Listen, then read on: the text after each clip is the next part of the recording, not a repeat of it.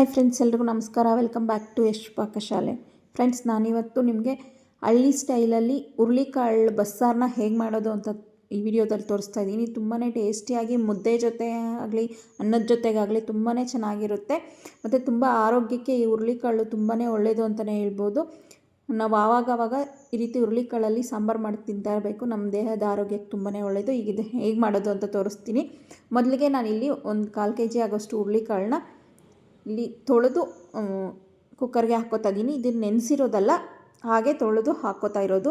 ಮತ್ತು ಇದಕ್ಕೆ ಎಷ್ಟು ಬೇಕೋ ಅಷ್ಟು ಸಾಂಬಾರಿಗೆ ನಾವು ನೋಡಿಕೊಂಡು ಹಾಕ್ಕೊಳ್ಳಿ ನೀರನ್ನ. ಹಾಗೆ ರುಚಿಗೆ ತಕ್ಕಷ್ಟು ಉಪ್ಪು ಹಾಕ್ಕೋತಾ ಇದ್ದೀನಿ. ಮತ್ತು ಒಂದು ಟೊಮೆಟೊನ ಹಾಕ್ಕೋತಾ ಇದ್ದೀನಿ. ನೀವು ಚಿಕ್ಕದಾದರೆ 2 ಹಾಕ್ಕೊಳ್ಳಿ, ದೊಡ್ಡದಾದರೆ 1 ಟೊಮೆಟೊ ಸಾಕಾಗುತ್ತೆ. ಇದನ್ನು ನಾವು 3 ವಿಷಲ್ ಬೇಯಿಸ್ಕೋಬೇಕು. ನನಗೆ ಬೇಯೋದಕ್ಕೆ ಈ ಹುರುಳಿಕಾಳು 3 ವಿಷಲ್ ಸಾಕಾಯಿತು. ಅಥವಾ ಹುರುಳಿಕಾಳು ಸ್ವಲ್ಪ ಹಳೇದಾದರೆ ಇನ್ನೂ ಒಂದು ವಿಷಲ್ ಎಕ್ಸ್ಟ್ರಾ ಬೇಯಿಸ್ಕೋಬೇಕು, ಯಾಕಂದರೆ ಅದು ಬೇಯೋದಿಲ್ಲ ಚೆನ್ನಾಗಿ. ಅದಕ್ಕೆ ನೋಡಿ, ಈ ಕನ್ಸಿಸ್ಟೆನ್ಸಿಯಲ್ಲಿ ಬೆಂದರೆ ಚೆನ್ನಾಗಿರುತ್ತೆ. ಈಗ ಇದನ್ನು ನಾನು ಒಂದು ಡ್ರೈನರಲ್ಲಿ ಹಾಕಿ ನೀರೆಲ್ಲ ಡ್ರೈನ್ ಮಾಡ್ಕೋತಾ ಇದ್ದೀನಿ. ಮತ್ತು ಹಾಗೆ ಸ್ವಲ್ಪ ಹುರುಳಿಕಾಳನ್ನ ಮತ್ತು ನಾವು ಬೇಯಿಸಿ ಹಾಕಿದ್ದಂಥ ಟೊಮೆಟೊನ ತೆಗೆದು ಪಕ್ಕಕ್ಕೆ ಇಟ್ಕೋತಾ ಇದ್ದೀನಿ. ಇದು ಸ್ವಲ್ಪ ಆರಿದ್ಮೇಲೆ ಅದನ್ನು ಮಿಕ್ಸಿಗೆ ಹಾಕ್ಕೊಂಡು ರುಬ್ಕೊಳ್ಳೋಕ್ಕೆ ಹಾಕ್ಕೋಬೇಕು. ಈಗ ಒಂದು ಪ್ಯಾನಲ್ಲಿ 1 ಟೇಬಲ್ ಸ್ಪೂನ್ ಆಗೋಷ್ಟು ಆಯಿಲ್ ತೊಗೊಂಡು ಅದಕ್ಕೆ ನಾನಿಲ್ಲಿ ಒಂದು ದೊಡ್ಡ ಈರುಳ್ಳಿನ ಕಟ್ ಮಾಡಿ ಮತ್ತು 1 ಗಡ್ಡೆ ಬೆಳ್ಳುಳ್ಳಿನ ಬಿಡಿಸಿ ಹಾಕ್ಕೋತಾ ಇದ್ದೀನಿ. ಇದನ್ನು ಚೆನ್ನಾಗಿ ನಾವೇ ಫ್ರೈ ಮಾಡ್ಕೋಬೇಕು. ಈರುಳ್ಳಿ ಎಲ್ಲ ಚೆನ್ನಾಗಿ ಫ್ರೈ ಆಗಬೇಕು. ಈರುಳ್ಳಿ ಬೆಳ್ಳುಳ್ಳಿ ಎಲ್ಲ ಚೆನ್ನಾಗಿ ಫ್ರೈ ಆಗಿ ಕಲರ್ ಚೇಂಜ್ ಆಗೋವರೆಗೂ ನಾವು ಇದನ್ನು ಫ್ರೈ ಮಾಡ್ಕೋಬೇಕು.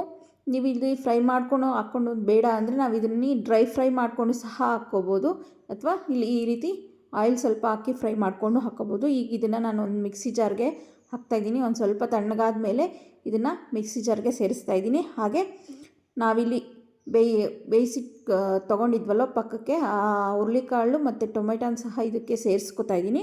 ಹಾಗೆ ಒಂದು ಸ್ವಲ್ಪ ಕೊತ್ತಂಬರಿ ಸೊಪ್ಪು, ಆದಮೇಲೆ ಇದಕ್ಕೆ ನಾನು ಒಂದು 2 ಟೇಬಲ್ ಸ್ಪೂನ್ ಆಗೋಷ್ಟು ಕೊಬ್ಬರಿ, ಜಾಸ್ತಿ ಬೇಡ, ಒಂದು ಚಿಕ್ಕ 2 ಟೇಬಲ್ ಸ್ಪೂನ್ ಆಗೋಷ್ಟು ಕೊಬ್ಬರಿ ತೊಗೊಂಡಿದ್ದೀನಿ. ಹಾಗೆ ಇಲ್ಲಿ ನಾನು 2 ಟೇಬಲ್ ಸ್ಪೂನ್ ಆಗೋಷ್ಟು ಸಾಂಬಾರು ಪುಡಿ ತೊಗೋತಾ ಇದ್ದೀನಿ. ನಾನಿಲ್ಲಿ ನಮ್ಮ ಮನೇಲಿ ಸಾಂಬಾರು ಪುಡಿಯಲ್ಲೇ ಖಾರದ ಪುಡಿ ಮಿಕ್ಸ್ ಮಾಡಿದ್ದೀವಿ, ಅದಕ್ಕೋಸ್ಕರ ನಾನಿಲ್ಲಿ ಅಚ್ಚ ಖಾರದ ಪುಡಿ ತೊಗೋತಾ ಇಲ್ಲ. ನೀವು ಸಪ್ರೇಟಾಗಿದ್ದರೆ ಅಚ್ಚ ಖಾರದ ಪುಡಿ ಹಾಕ್ಕೊಳ್ಳಿ, ಅಥವಾ ನಾವು ಈರುಳ್ಳಿ ಬೆಳ್ಳುಳ್ಳಿ ಫ್ರೈ ಮಾಡೋವಾಗಲೇ ಒಣಮೆಣಸಿನ್ಕಾಯಿ ಹಾಕ್ಕೊಂಡು ಫ್ರೈ ಮಾಡಿ ಸಹ ಹಾಕ್ಕೋಬೋದು. ಇಲ್ಲಿ ಒಂದು ಚಿಕ್ಕ ನಿಂಬೆಹಣ್ಣಿನ ಗಾತ್ರದಷ್ಟು ಹುಣಸೆಹಣ್ಣನ್ನು ನೆನೆ ಹಾಕ್ಕೊಂಡಿದ್ದೀನಿ. ಅದ್ರ ಜೊತೆಗೆ ಇಲ್ಲಿ ನಾವು ಹುರುಳಿಕಾಳು ಬೇಯಿಸಿದಂಥ ನೀರಿದೆಯಲ್ವ, ಅದನ್ನು ಸೇರಿಸಿ ಹಾಕ್ಕೊಂಡು ಒಂದು ಸ್ವಲ್ಪ ಜೀರಿಗೆ, ಜಾಸ್ತಿ ಬೇಡ, ಒಂದು 1/4 ಟೀ ಸ್ಪೂನ್ ಆಗೋಷ್ಟು ಜೀರಿಗೆನ ಹಾಕ್ಕೋತಾ ಇದ್ದೀನಿ. ಇದು ಆಪ್ಷನಲ್ಲು, ಬೇಕಂದರೆ ಹಾಕ್ಕೋಬೋದು, ಇಲ್ಲಾಂದರೆ ಸ್ಕಿಪ್ ಮಾಡ್ಬೋದು.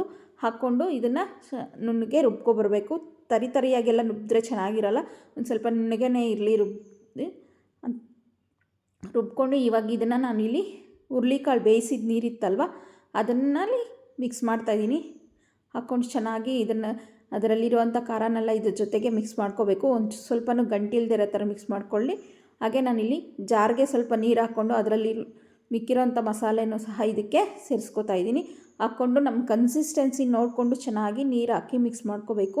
ಸ್ವಲ್ಪನೂ ಗಂಟಿಲ್ದಿರೋ ಥರ ಮಿಕ್ಸ್ ಮಾಡ್ಕೋಬೇಕು. ಪೂರ್ತಿ ಇಲ್ಲೂ ನೋಡಿ ಈ ರೀತಿ ಮಿಕ್ಸ್ ಆಗಬೇಕು. ಹಾಗೆ ನಾವು ಕನ್ಸಿಸ್ಟೆನ್ಸಿ ನೋಡಿಕೊಂಡು ನೀರು ನಮಗೆ ಎಷ್ಟು ಗಟ್ಟಿ ಬೇಕು ನೋಡ್ಕೊಂಡು ಹಾಕ್ಕೊಳ್ಳಿ. ನೋಡಿ, ಈ ಕನ್ಸಿಸ್ಟೆನ್ಸಿಯಲ್ಲಿ ಇದ್ರೇ ಚೆನ್ನಾಗಿರೋದು. ಹಾಗೆ ಇದಕ್ಕೆ ನಾವು ಮತ್ತೆ ನೀರು ಮಿಕ್ಸ್ ಮಾಡಿರೋದ್ರಿಂದ ಸ್ವಲ್ಪ ಉಪ್ಪು ನೋಡಿಕೊಂಡು ಉಪ್ಪು ಹಾಕ್ಕೊಳ್ಳಿ. ಉಪ್ಪು ಹಾಕ್ಕೊಂಡಾದಮೇಲೆ ಇದಕ್ಕೆ ಇವಾಗ ಒಗ್ಗರಣೆ ಕೊಡ್ತಾಯಿದ್ದೀನಿ. ನಾನಿಲ್ಲಿ 1 ಟೇಬಲ್ ಸ್ಪೂನ್ ಆಗೋಷ್ಟು ಆಯಿಲ್ ತೊಗೊಂಡು ಬಿಸಿ ಮಾಡ್ಕೊಂಡಿದ್ದೀನಿ. ಆಮೇಲೆ ಇದಕ್ಕೆ ಒಂದು ಅರ್ಧ ಟೀ ಸ್ಪೂನ್ ಆಗೋಷ್ಟು ಸಾಸಿವೆ, ಒಂದು 7ರಿಂದ 8 ಬೆಳ್ಳುಳ್ಳಿನ ಜಜ್ಜಿ ಹಾಕ್ಕೋತಾ ಇದ್ದೀನಿ. ನಾವು ಯಾವಾಗಲೂ ಅಷ್ಟೇ ಬಸ್ಸಾರು ಒಗ್ಗರಣೆಗೆ ಬೆಳ್ಳುಳ್ಳಿ ಹಾಕಿದ್ರೆ ತುಂಬಾ ಚೆನ್ನಾಗಿರುತ್ತೆ ಟೇಸ್ಟು. ಹಾಗೆ ಒಂದು ಸ್ವಲ್ಪ ಕರಿಬೇವು ಹಾಕಿ ಬೆಳ್ಳುಳ್ಳಿ ಚೆನ್ನಾಗಿ ಫ್ರೈ ಆಗಬೇಕು. ನೋಡಿ, ಒಗ್ಗರಣೆ ಎಲ್ಲ ಚೆನ್ನಾಗಿ ಫ್ರೈ ಆಗಿದೆ. ಇವಾಗ ಇದನ್ನು ನಾನು ಕುದೀತಾ ಇರೋಂಥ ಸಾಂಬಾರಿಗೆ ಸೇರಿಸ್ತಾ ಇದ್ದೀನಿ. ಈಗ ಚೆನ್ನಾಗಿ ಇದು ಸಾರು ಎಲ್ಲ ಕುದಿಬೇಕು. ನೋಡಿ, ಈ ರೀತಿ ಹಾಗಾಗಿ ಮಿಕ್ಸ್ ಮಾಡ್ಕೊಳ್ಳಿ, ಇಲ್ಲಾಂದರೆ ತಳ ಹಿಡಿಯುತ್ತೆ. ನೋಡಿ, ಈ ರೀತಿ ಚೆನ್ನಾಗಿ ಕುದೀತಾ ಇದೆ. ನೋಡಿ, ಈ ರೀತಿ ಕುದಿಬೇಕು. ಒಳ್ಳೆ ಘಮ ಸಹ ಬರುತ್ತೆ ಇದರಲ್ಲಿ, ತುಂಬಾ ಟೇಸ್ಟಿಯಾಗಿರುತ್ತೆ ಸಾಂಬಾರಂತೂ. ಇವಾಗ ಸಾಂಬಾರು ರೆಡಿ ಆಗಿದೆ, ಅದನ್ನು ಪಕ್ಕಕ್ಕೆ ಇಟ್ಕೊಂಡು ಪಲ್ಯಕ್ಕೆ ರೆಡಿ ಮಾಡ್ಕೊಳ್ಳೋಣ. ಈಗ ಒಂದು 2 ಟೇಬಲ್ ಸ್ಪೂನ್ ಆಯಿಲ್ಗೆ ಒಂದು ಸ್ವಲ್ಪ ಅರ್ಧ ಟೀ ಸ್ಪೂನ್ ಆಗೋಷ್ಟು ಸಾಸಿವೆ, ಇಲ್ಲಿ ಮತ್ತು ಒಂದು 7ರಿಂದ 8 ಬೆಳ್ಳುಳ್ಳಿನ ಸಣ್ಣದಾಗಿ ಕಟ್ ಮಾಡಿ ಹಾಕ್ಕೋತಾ ಇದ್ದೀನಿ. ನಾನು ಜಜ್ಜಿಲ್ಲ, ಕಟ್ ಮಾಡಿ ಹಾಕ್ಕೊಳ್ಳಿ, ಚೆನ್ನಾಗಿರುತ್ತೆ. ಹಾಗೆ ಒಂದು 2 ಈರುಳ್ಳಿನ ಸಣ್ಣದಾಗಿ ಕಟ್ ಮಾಡಿ, ನಾವು ಈರುಳ್ಳಿನೂ ಹೆಚ್ಚು ಕಡಿಮೆ ಸಹ ಮಾಡ್ಕೋಬೋದು. ಒಂದು ಸ್ವಲ್ಪ ಕರಿಬೇವನ್ನ ಹಾಕ್ಕೊಂಡು ಚೆನ್ನಾಗಿ ಫ್ರೈ ಮಾಡ್ಕೋಬೇಕು. ಹಾಗೆ ಇದಕ್ಕೆ ಒಗ್ಗರಣೆಗೆ ನಾನಿಲ್ಲಿ ಒಣಮೆಣಸಿನ್ಕಾಯಿನ ಒಂದು 4ರಿಂದ 5 ಒಣಮೆಣಸಿನ್ಕಾಯಿನ ಹಾಕ್ಕೊಂಡು ಈರುಳ್ಳಿ ಎಲ್ಲ ಚೆನ್ನಾಗಿ ಕಲರ್ ಚೇಂಜ್ ಆಗಬೇಕು. ಹಸಿ ಹಸಿ ಇದ್ದರೆ ಚೆನ್ನಾಗಿರಲ್ಲ, ಒಂದು ಸ್ವಲ್ಪ ಫ್ರೈ ಆಗಬೇಕು, ಆವಾಗಲೇ ಚೆನ್ನಾಗಿರೋದದು.